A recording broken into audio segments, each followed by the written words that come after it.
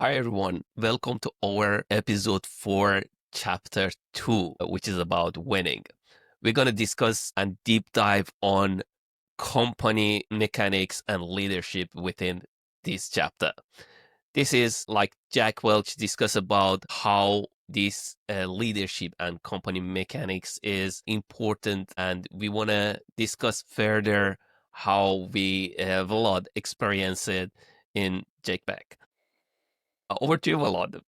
Give us more of your experience, and whether in JPEG or other experience when it's come to company mechanics and leadership. So company mechanics, that's a very interesting subject. I mean, it's a big topic. I think no matter where you work at the end of the day, there are a few elements that need to stay with you as part of your leadership skills. And they are actually embedded in the company mechanics because you're part of a system or you're a part of an engine that needs to work. Everybody needs to more or less contribute to that. Um, so the first thing I learned when I joined Genpact, and I start with that again, example, I was doing my onboarding and we were sitting in a room with a larger group and we had like onboarding session with people from HR and so on. And we had a training and career session. And then the training leader came and asked in the group, guys, by the way, does every one of you know who your career manager is or who your training manager is? No, we haven't been told yet. We don't know. And they say, no, no, no, no, no, no. You are your own training and career manager. So this is what people learn from day one, right? Take responsibility for your development because no one else will. If you want to grow, if you want to make it to the next level, you need to start looking around, talking to people, try to learn new things from new people. Besides, of course, the self-learning part and self-reading, self-development, and obviously trying to apply all what you learn in your day-to-day job. But this contributes as well, very important, to trying to differentiate yourself. I was talking in the first chapter about this healthy competition, about staying ahead of the curve, so to say. How do you stay ahead of the curve? How do you hit the ball out of the park? This was one of our favorite COO quote when we are doing session C, saying, why is he a top 20? Did he hit the ball out of the park?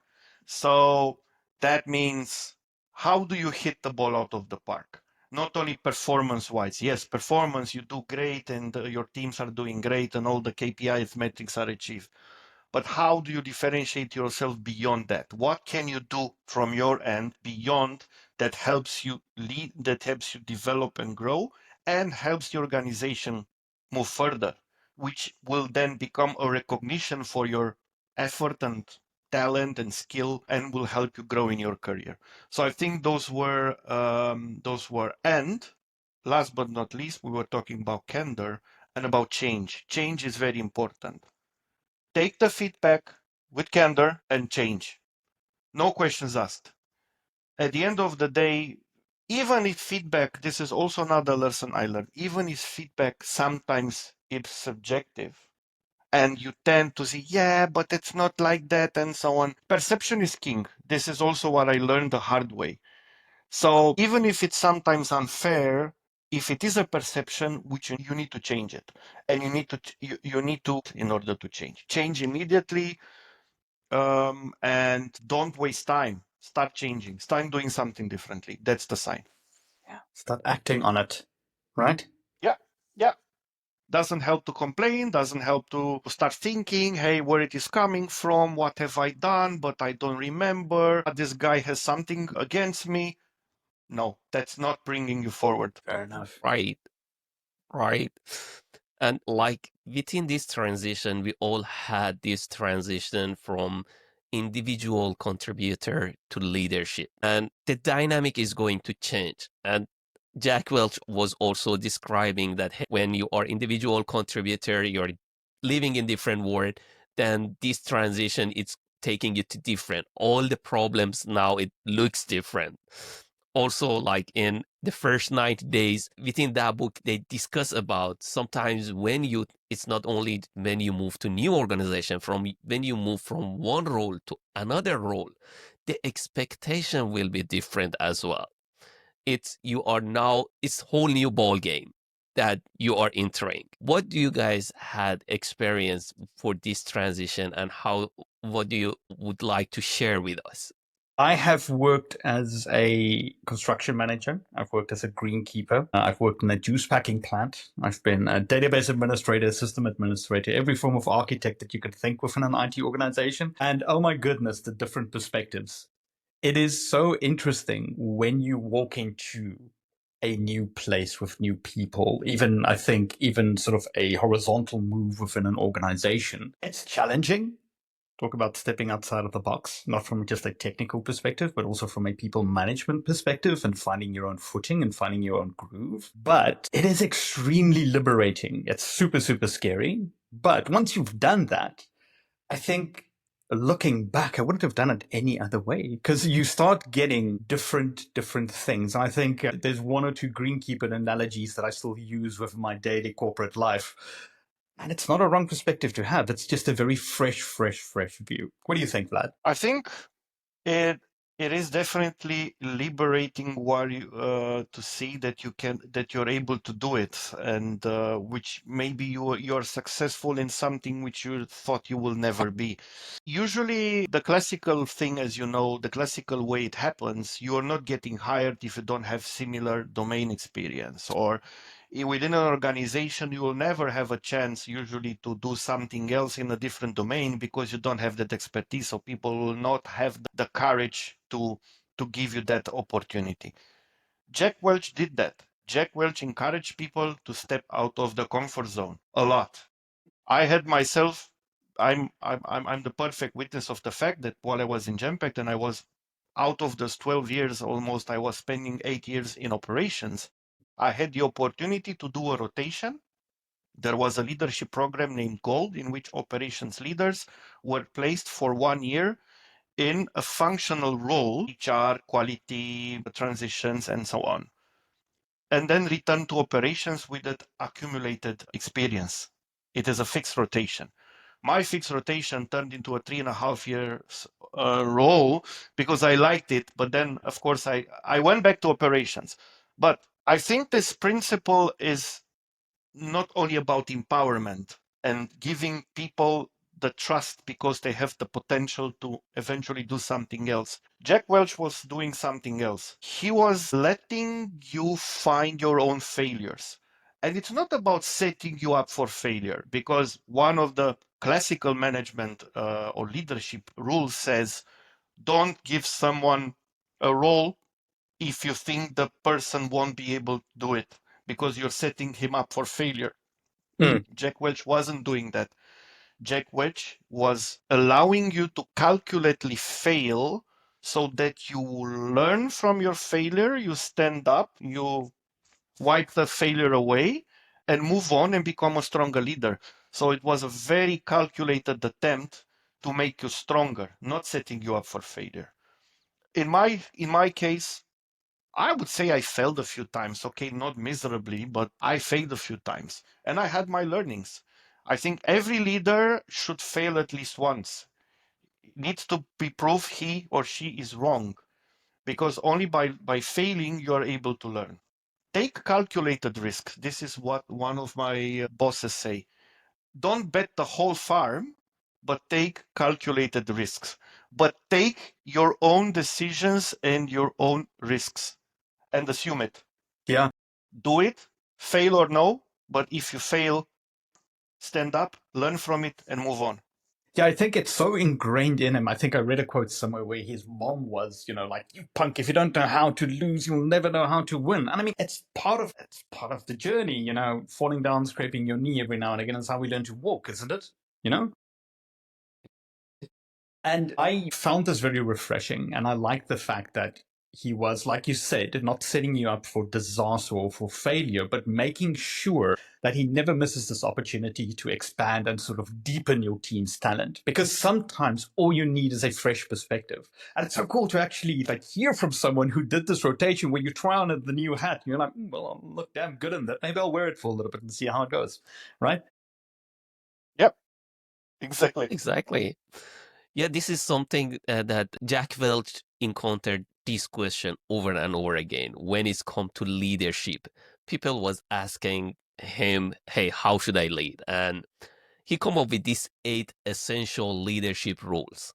And first, it was like upgrade your team relentlessly, coach them, build confidence, and improve their skill, which we also covered in our previous chapter. And he was mentioning the second things leaders supposed to do: make the vision come alive. People not they should see and live and breathe the mission of the organization that they have. And this is something that also the good leaders will do that.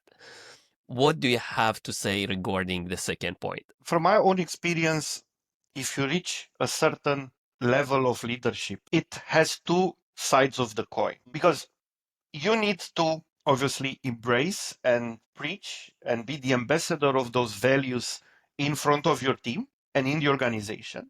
But if you want to be a good leader and to be respected and to be loved and to be praised by the people, you also need to stand for the people. It's a very thin line between making yourself, I mean, this is not about choosing sides. If you play only on one side, then you lose the trust of the employees. If you play only for the employees, then you're no and against the company vision, then you're no longer a leader, syndicate leader. Yeah, you become like you're no longer. So it's a thin line between living the values of the company, selling the vision to your team, which sometimes is skeptical, because there are different people think different. If some people are demotivated, I don't know, because they haven't received a salary increase or they have not received the bonus as they would have hoped or expected, they will start don't really giving much about giving a shit about the company mission. This is why it is very important to keep your people engaged and keep them happy and also financially happy. I think Jack Welch also mentioned that it's okay, non-monetary recognition and praise is very important, but also monetary. If you really want to have your people go and go beyond, you need to reward them also properly, monetary. So I think those were the most important things that I have found out. So it is sometimes in town halls or when you speak to people and you say, hey, we want to go there, that's our mission, that's our vision, some people start to challenge you and say, yeah, but it's all bullshit, it's all leadership, blah, blah, blah, and so on. And then you need to start to try to convince them that this is not bullshit. Try to convince them that if they play along, they will have more to win than to lose. Mm-hmm. Because having this anti-system attitude, it's not going to solve the case. I was telling people I had managers who were coming to me and say, hey, I have those people that are demotivated and so on. And I was telling them something which was sometimes brutal, but I think in certain people, in certain situations, it helped. I told them, nobody is doing us a favor for coming to work. So if they don't find the passion anymore in this company, if they don't find themselves again in this company, first of all, if they're not willing to do something else, maybe they need just to switch the role and maybe they get a different perspective, like you said, Willem. But some people are just demotivated and they don't feel as part of the company. Then leave. Yeah. Then leave. Nobody's doing us a favor for showing up to work. There are so many happy places outside where everybody can find her own happiness. So I was giving this candid feedback, and sometimes it helped, yeah. But as I said, you can't make everyone happy. Not even always the company, not always the employees.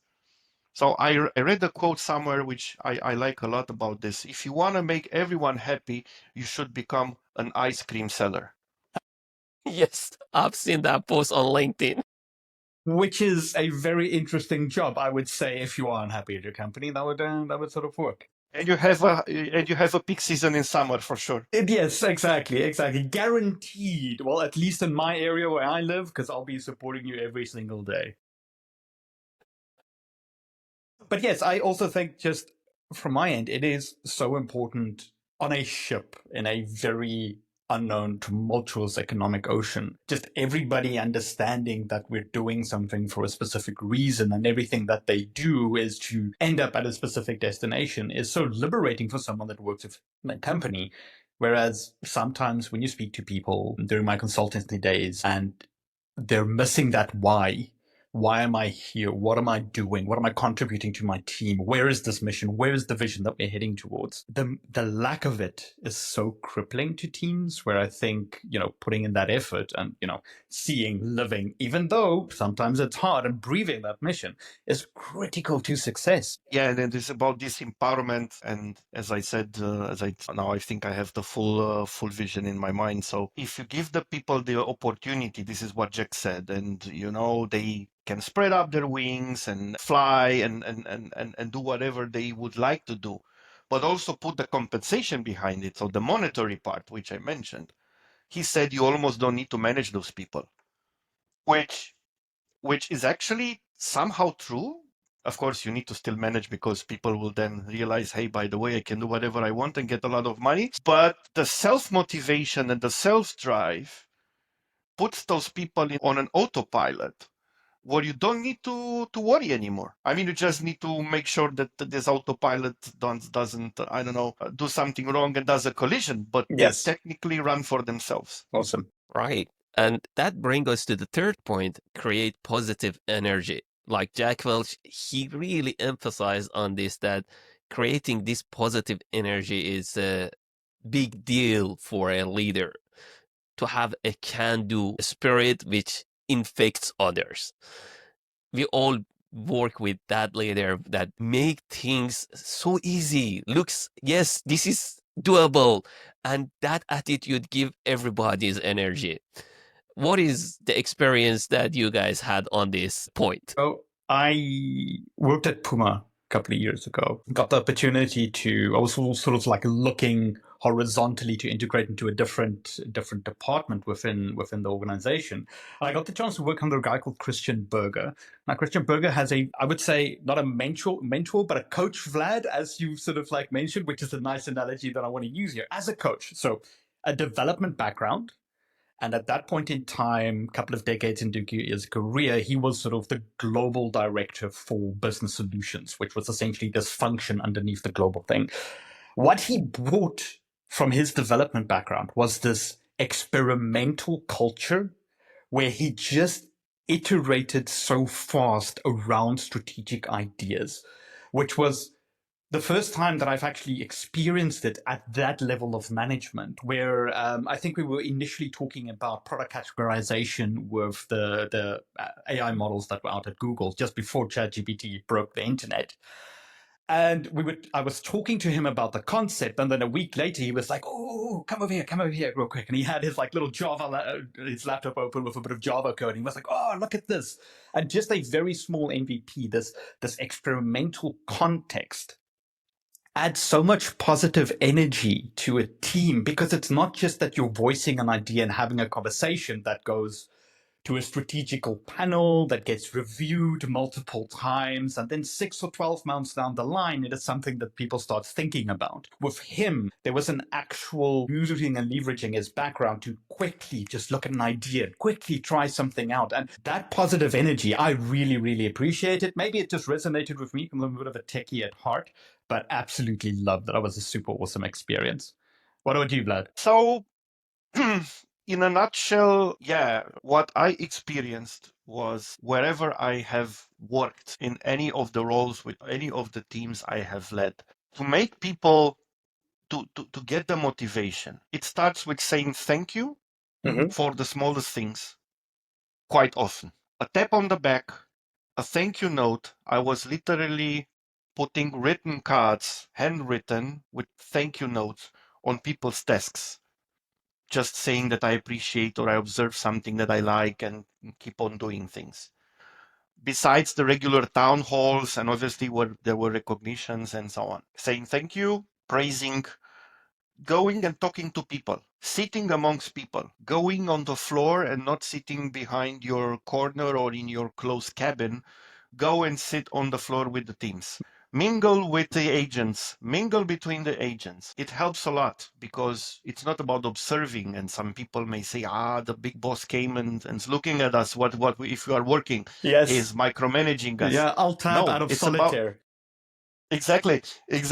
It's about getting the feel, getting the vibe of the team, seeing how they are, seeing are they talking to each other, are they engaged, are they working as a team, or are they just siloed? Of course, sometimes you're able to, you unfortunately, you're negatively influencing that because everybody's behaving, everybody's sitting quiet and working at their corner because they don't want to stand out in any way. But taking it up for a coffee or for a smoke, speaking to those people, having those skip level meetings, being open and actually being human. I think it's just showing the human side of you because people are reluctant when they see a senior person in the room, especially when he's the lead of the department or of the group. They have like big fear that they will be misperceived or this person will do, I don't know, will act negatively.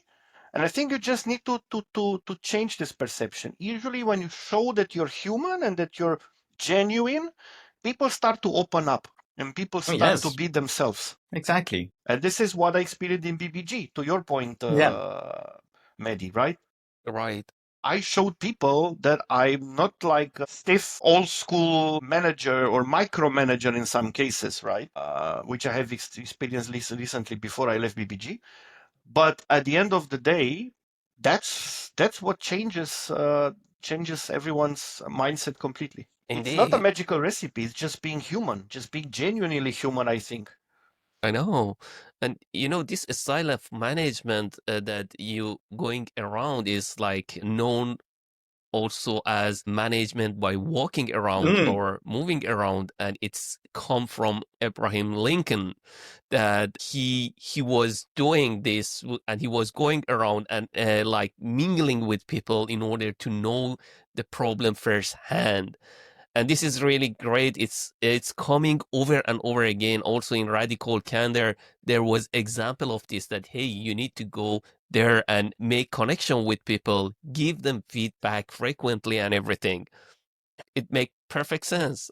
I mean, it segues like directly into the fourth principle as well, where it's all about sort of like establishing trust through candor. And Vlad, I mean, it's honesty, just be human, accept that we're going through something, if we're going through tough times, we're going through tough times, but people respect that in the end. Exactly. And I think there is one thing very important. Mm-hmm. If you're the captain of the ship and the situation is dire, never show this to your people. You need to be calm and keep yourself at brace. Don't show to the people that the situation is dire, because then also people will follow and then the whole thing will make it even worse, right? So even Jack Welch was of the same opinion. Then when you do crisis management, right, which is important, exactly, because you have all these situations, stay calm, play normal, don't pass on the worry and the fears towards your people, because this will hit you back hardly. Understood. Very true.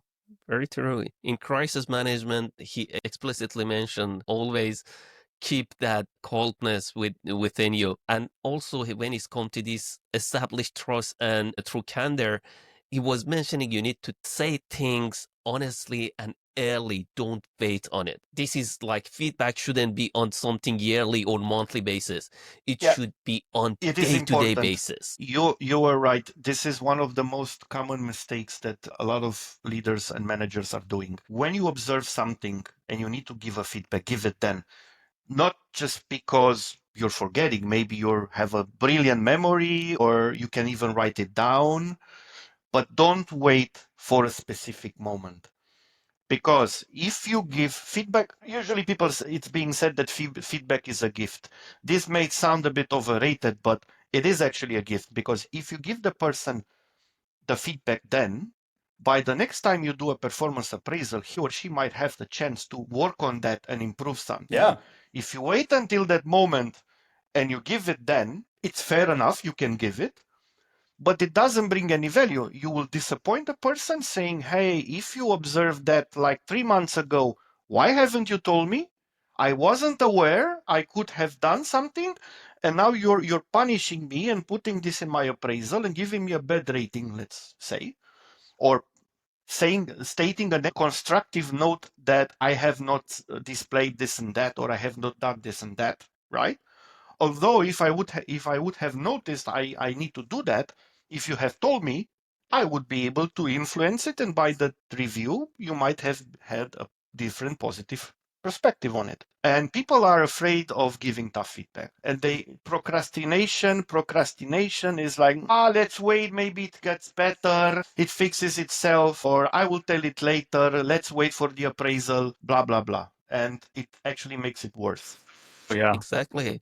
And the analogy that Kim Scott was using in Radical Candor, he was mentioning like it's like brushing your teeth in daily basis rather than wait to teeth get cropped and go and do the root canal. Which is fair. Yes, agree.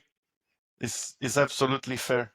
Right. And that brings us to fifth point and for leadership rules, which is make unpopular decisions. Sometimes you need to make those unpopular decisions that make you looks like a bad guy, but that's what it is. I can relate to that.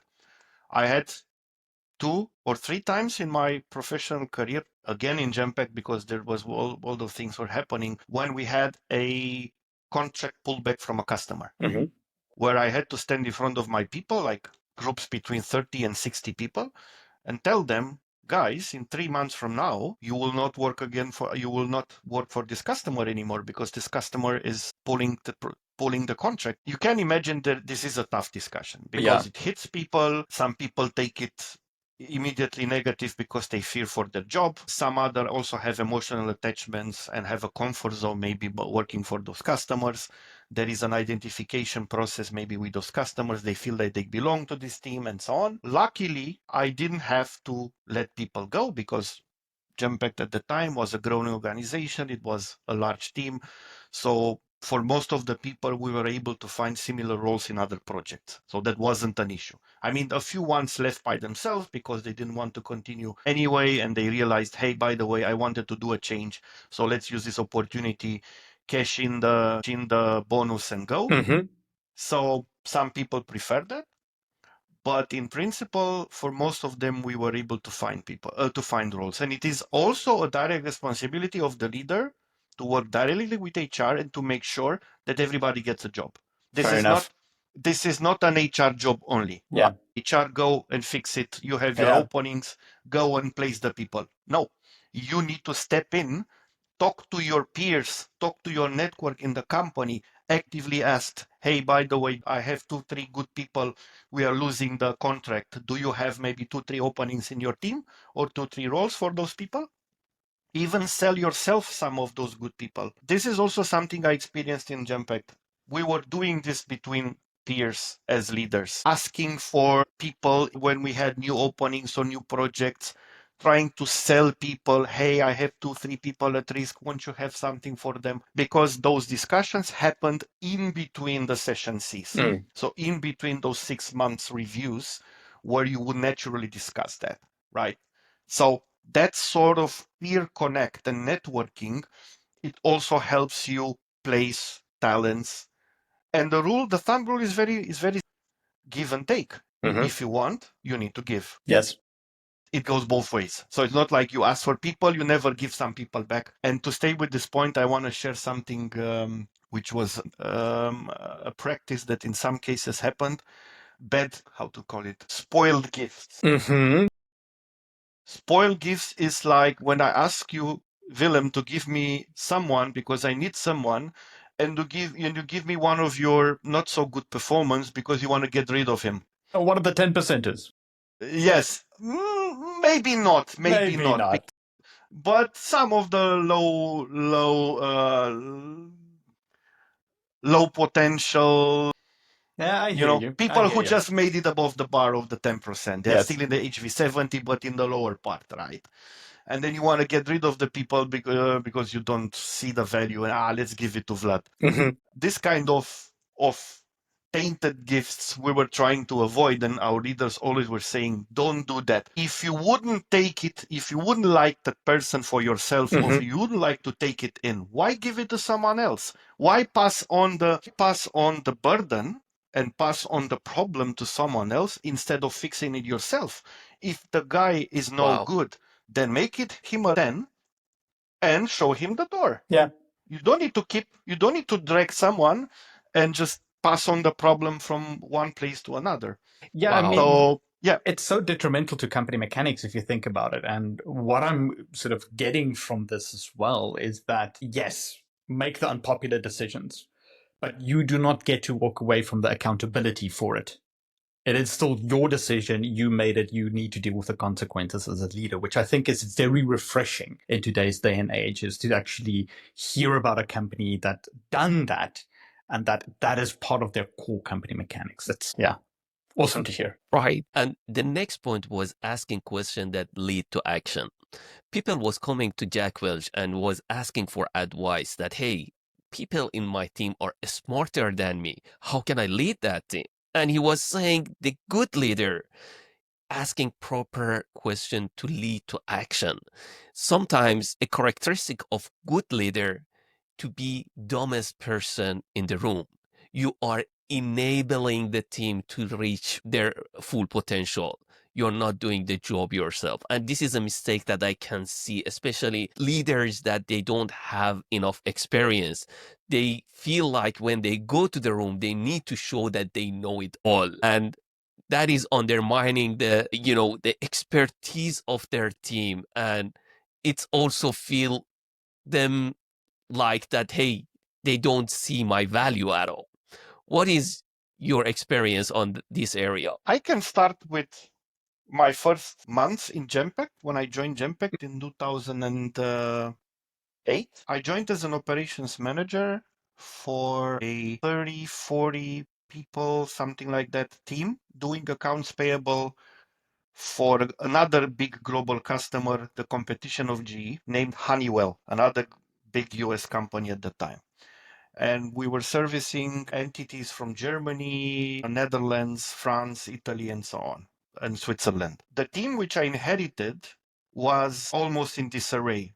In the first 2 days after my onboarding, I was on the floor. I didn't even get to meet the team. I had 2 people coming to me and putting the resignation on the table saying, Vlad, nice to meet you.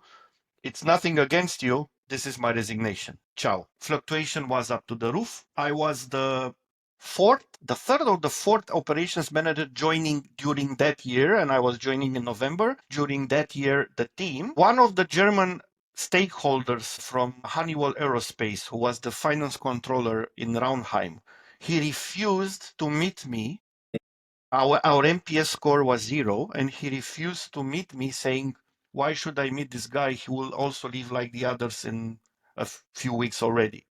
So in that setup, there was a freshly promoted senior agent to management trainee, so not the team lead, who was she was a 45 years old woman or something, because all the other guys were quite young.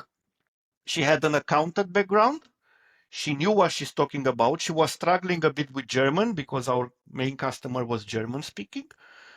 So I joined the team and I had absolutely no real clue about accounting and accounts payable, about month-end closing and a statement of accounts and accruals. I had no clue. I was the dumbass in the room, and I was more senior than her. I was supposed to manage her. So what I did is I sat with her and I told her, Christina, please show me and teach me accounting. If you want my help, of course I can help you from managing the team, but help me understand what the hell we are managing here. So why are we failing against the KPIs and the SAL? So I put myself on the table and I said, Christina, I don't know accounting. Sorry.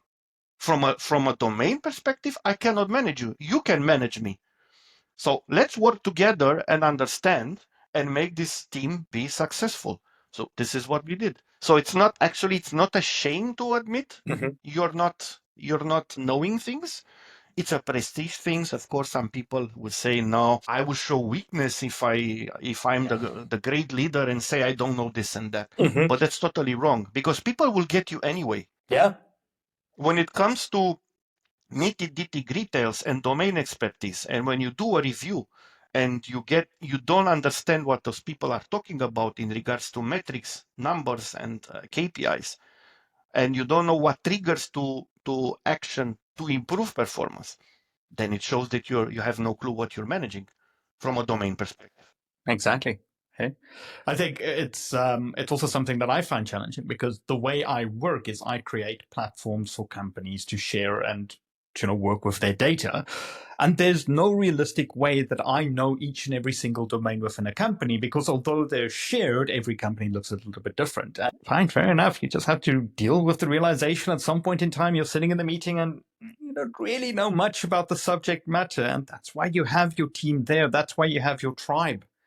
I mean, they're there. They work with this. They know it. They live it. They breathe it. Why would you not give them that voice to essentially challenge them to think critically without sort of dictating what you need to do, right? Very true. Very true. Great. And the seventh rule was inspire risk-taking and learning, which we already covered. And the last was celebrating the paradox and ambiguity, because this is not an easy 7 rule that if you know it all, you can manage. No, there are so many things there is a paradox that, hey, the rule saying this and you need to do the total opposite, and the rule saying this and you need to do total opposite. And this is something really dynamic that it comes with the experience and everything, which make the leadership is bit messy and challenging. It's not, you need to get comfortable and balancing this conflict in a way to really show and set your team to get the result that you're aiming for. Definitely. I mean, life is complicated by its very nature. It's just full of weirdness, eh? With people, with technology, with processes. You do the best you can. This is where I think the lens of experience becomes very valuable. Very true. Very true. Okay. Then there are other stuff that in this book, Jack Welch share his experience. He have been like engaging with, let's say, hiring process. He come and share his insight and his way of shortlisting people that, let's say, he's always looking for 3 attributes within the candidate: in intelligence, maturity, and integrity. It's something that he always looking for. It's for every candidate. And he have also introduced a model called E and 1P. 4E being like, the 4E is energy, energizing others, having the edge, and execution. And the P being the passion. When it's come to hiring, what do you guys have as an anecdote to share with us? I'm working in BBG. I'm part of the data governance team there.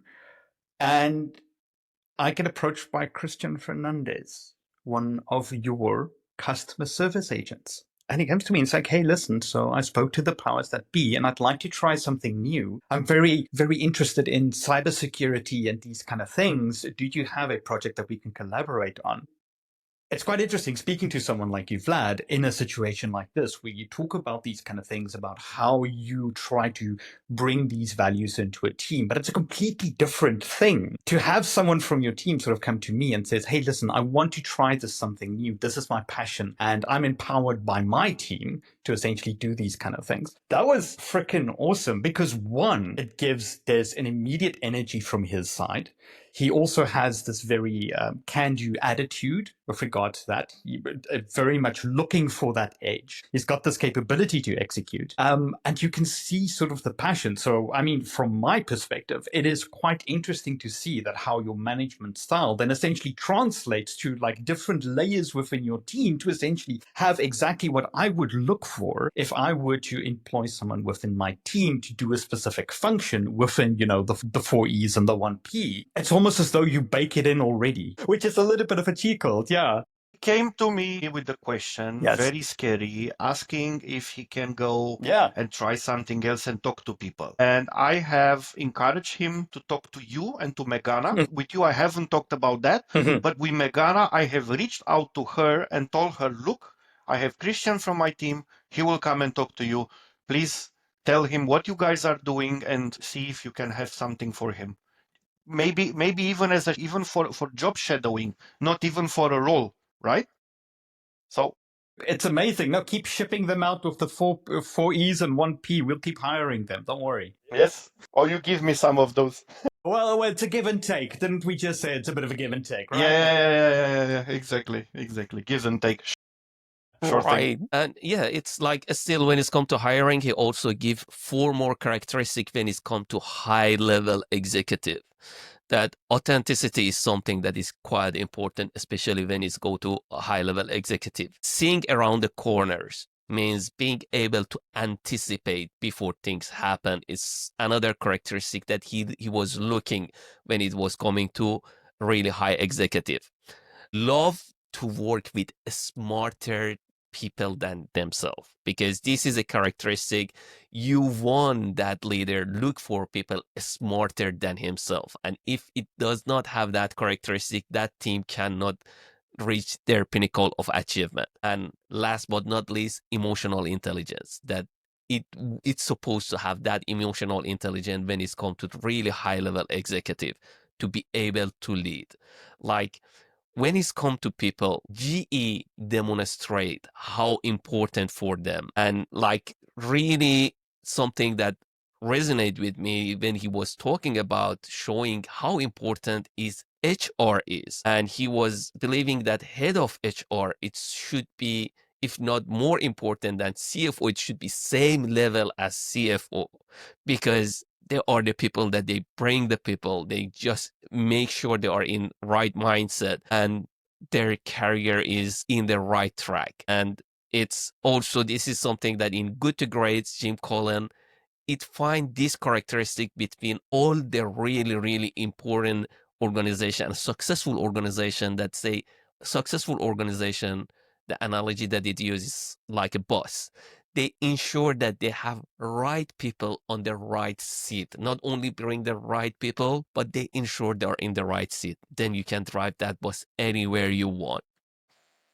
Completely agree. Mark Schwartz has this book about getting a seat at the table for CIOs specifically, where this one crystallizing moment where he talks about how you deal with challenges is very important. Because if you look at modern CIOs, it's a flip of a coin. You've got a 50-50 shot of trying to bet on the right horse. And you know what, buddy? Sometimes you're going to get it slightly wrong. You just need to be okay with it. And as long as you've got that experience and you can apply it to your strategy, seeing around the corner might be a little bit easier than we think it is. Very true. Very true. All right. Yeah, I would say absolutely amazing. Some of the books we've mentioned here, again, have a look at the description. You'll find some good links in there. Thank you so much for listening. Appreciate it. Thanks, everyone. Thank you. See you in the next chapter.